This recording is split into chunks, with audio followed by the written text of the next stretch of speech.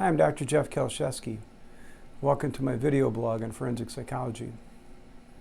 So I've been working as a psychologist now for roughly 25 years.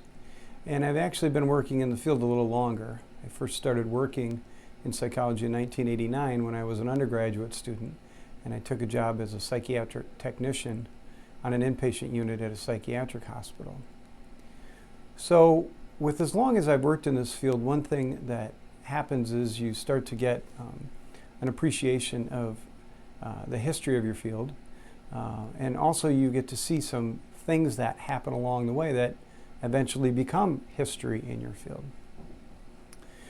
Sometimes in psychology there will be cultural events that impact or affect the kind of things that practicing psychologists see.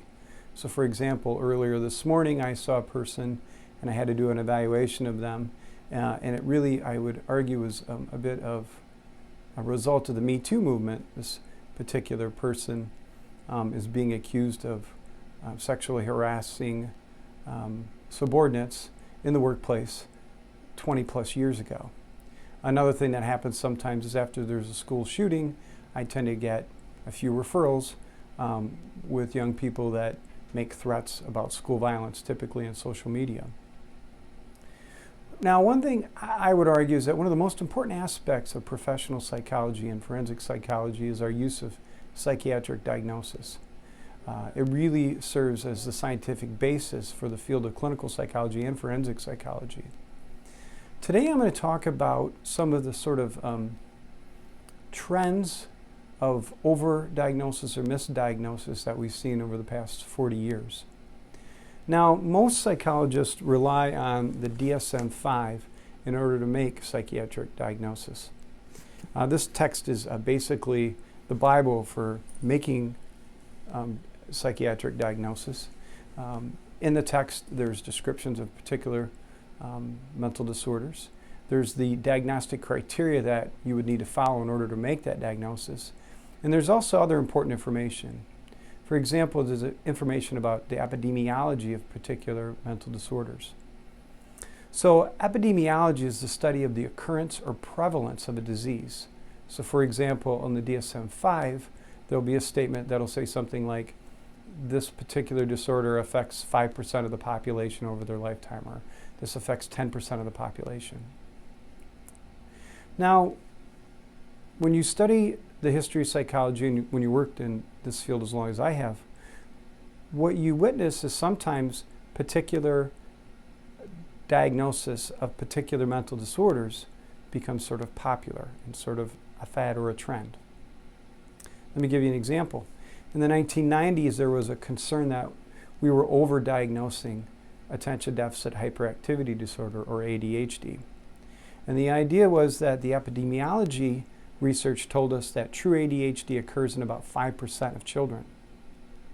However, it was not uncommon sometimes to see an elementary school classroom where 30 to 40% of the children were diagnosed with ADHD and placed on ADHD medications. The idea would be that the diagnosis, the amount of people diagnosed with the condition did not match the epidemiology prevalence data. So that would be an overdiagnosis. So I want to look back on a few trends that I've seen. Some of this has been talked about in the research. Some of this is based on my own experience. We'll start with the 1970s. In the 1970s, we saw a large increase in the diagnosis of schizophrenia. Now, most of us know that schizophrenia is a very serious disease, oftentimes debilitating. Some of the trends we saw in diagnosis in the 1970s is there was a lot more schizophrenia being diagnosed than the epidemiology research would suggest. Now, there were various arguments why. But one argument was that the popularity of the 1975 movie One Flew Over the Cuckoo's Nest, starring Jack Nicholson, led to some overdiagnosis of schizophrenia. Now, if you've ever seen that movie, it takes place in an inpatient psychiatric unit. And what you see is the actors portraying many of them portraying what looked like psychotic mental illness like schizophrenia, but they portrayed it in different gradations. In other words, you'd see someone who looked severely psychotic, someone that looked a little psychotic. Some authors argue that because of the popularity of this movie, there began to be more media stories about conditions in psychiatric hospitals and more media stories about schizophrenia as a mental illness. We also started to see more research occurring in schizophrenia at that time. One thing that strikes me is I've had several cases where I have to review psychiatric records from the 1970s, and I'm often shocked how often and casually this diagnosis was used. The 1980s. The 1980s, we saw a huge increase in the diagnosis of multiple personality disorder. Nowadays, that's known as dissociative identity disorder. Now, the idea and documentation about people having multiple personalities has been around for a long time. It's been the subject of numerous novels and motion pictures even prior to the 1980s.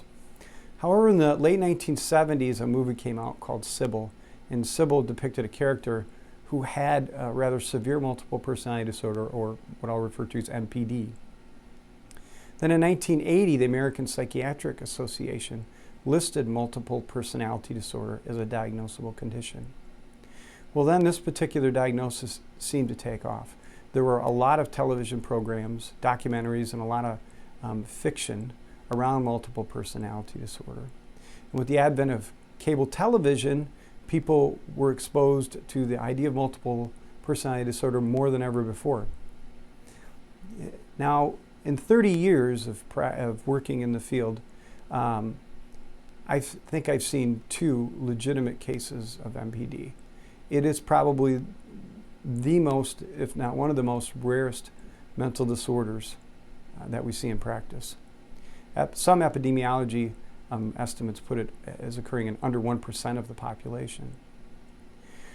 Now, what we saw is, it actually got to the point, I had a clinical supervisor back in the 90s who said that he used to really enjoy running multiple personality disorder therapy groups in his practice.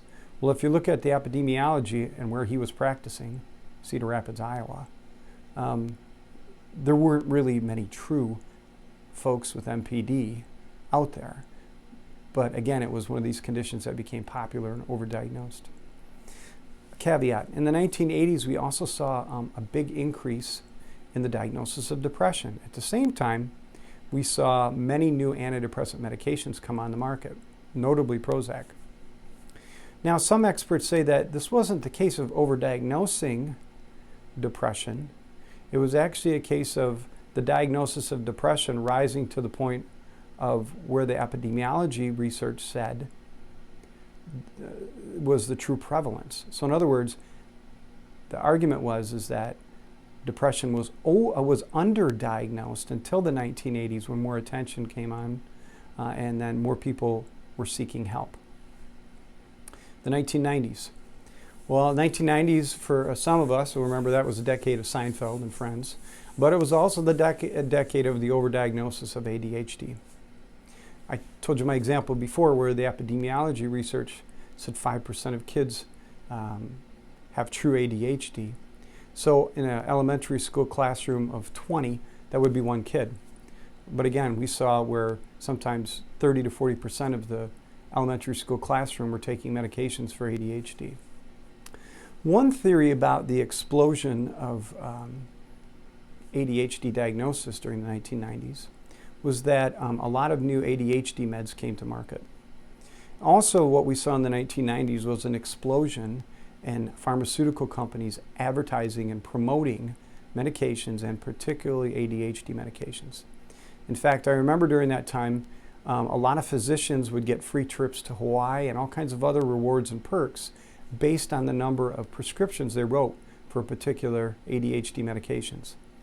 Now, pharmaceutical companies became so aggressive in the way that they marketed their medications that states started to enact some laws and limits to help curb how these companies would market their products. Now, some people would argue that ADHD is still overdiagnosed. I do have a little theory about the use of Adderall really is not connected to ADHD, but that's for another video blog. The 2000s. saw a huge increase in the diagnosis of bipolar disorder during the 2000s. Now, true bipolar disorder is often very distinct, and it can also be a very severe and debilitating mental illness. And bipolar disorder manifests in these episodes of depression intermixed with mania. Like I said, we saw a huge increase in this in the 2000s. So why is that?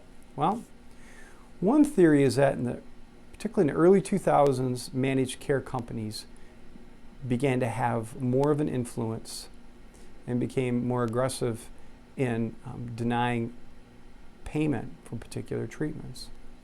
Now, during this time, we saw that insurance companies were denying psychiatric admission, so admission to a psychiatric hospital, or basing how long the person was allowed to stay in the hospital on the diagnosis given.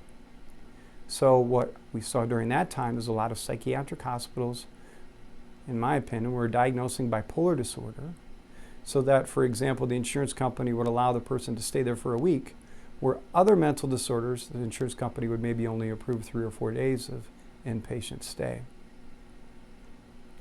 So one of the things we really saw in the 2000s was a lot of people that I was seeing were coming out of psychiatric hospitals diagnosed with bipolar disorder, and they had another ailment rather than true bipolar disorder.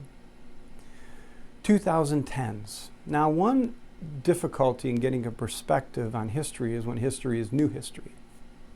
We just ended the decade. But I have a little hunch, based on what I'm seeing, of what I may argue 10 years from now was a diagnosis that seemed to be possibly overdiagnosed. My hunch is the diagnosis of autistic spectrum disorder may be that diagnosis, but I'm not sure yet. Now, we have lots of good but still developing research on autism, but there were some big changes that occurred when the new DSM-5 came out in 2013, where the diagnosis of autistic spectrum disorder was new, and it covered a lot of other conditions that had separate diagnosis before. Now, we've also seen more media attention on the issue of autistic spectrum disorder. We've also seen some state-level legislative action in regards to insurance companies, whether or not they have to cover treatment for autistic spectrum disorder. Now, the diagnosis of autistic spectrum disorder could also be a case similar to depression in the 90s, right?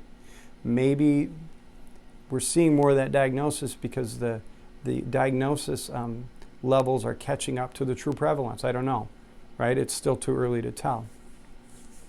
All I know is in my practice, I'm seeing a lot more new diagnosis of autistic spectrum disorder, not only adolescents, but also adults as well.